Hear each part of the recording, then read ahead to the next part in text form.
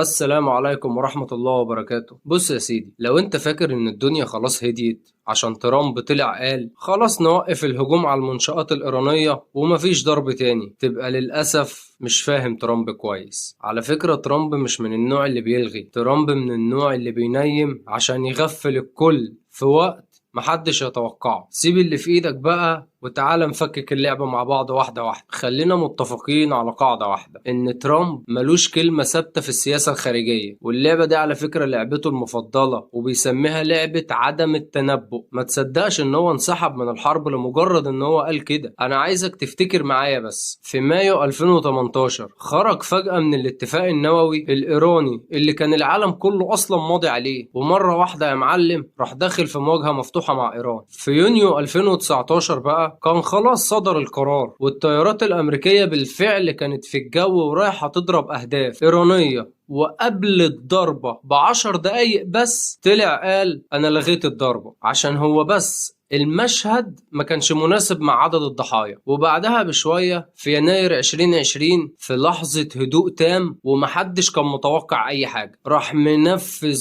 أكبر عملية اغتيال لقاسم سليماني في قلب بغداد. كلمة ترامب يا صاحبي مش كلمة سلام، كلمة ترامب أنا عايزك تعتبرها بالظبط أكنها استراحة محارب، أو زي ما بيقولوا كده تسخين للمرحلة اللي جاية، خصوصا بقى لما يبقى نتنياهو على التليفون معاه وشغال تسخين من الناحية التانية. تعالى بقى نحلل المشهد الأخير ده استراتيجيا كده مع بعض وبروقان. احنا كده على فكرة قدام مثلث تصريحات غريب جدا. واحد، أولا تصريحات ترامب على فكرة بيلعب دور رجل السلام قدام جمهوره الداخلي عشان الانتخابات والاقتصاد، وفي نفس الوقت بيبعت رسالة لإيران إن هو رحيم بيهم، بس خليك صاحي عشان الكارت لسه في جيبه. ده على فكرة مش تراجع، ده ضغط نفسي جامد جدا. ثانيا بقى تصريحات إسرائيل ورئيس حكومتها نتنياهو عامل زي خالة اللتاتة مش عايز يهدى، وتصريحاته واضحة وضوح الشمس. منشآت إيران خطر وجودي عليهم، هم شايفين كده. هو نتنياهو اصلا كل اللي في دماغه وكل اللي هو شغال عليه ان هو عايز يجر رجل امريكا للحرب باي شكل من الاشكال، ولو ترامب هدي دلوقتي نتنياهو هيفضل يسخن فيه زي خالة اللتاتة كده بالظبط، مش هيسكت. ثالثا بقى التصريحات الايرانية. ايران فاهمة اللعبة كويس وما بتصدقش في كلام التهدئة الامريكية دي خالص، لان انا قلت لك قبل كده ان الطرفين ما بقوش بيثقوا في بعض. وعلى فكرة التصريحات الإيرانية طالعة بلهجة شديدة الحذر، جاهزون للرد القاسي على استهداف منشآتنا. على فكرة إيران عارفة إن الهدوء ده ممكن يكون التغطية المثالية لضربة الغدر اللي جاية. الخلاصة بقى يا صديقي، ترامب بالنسبة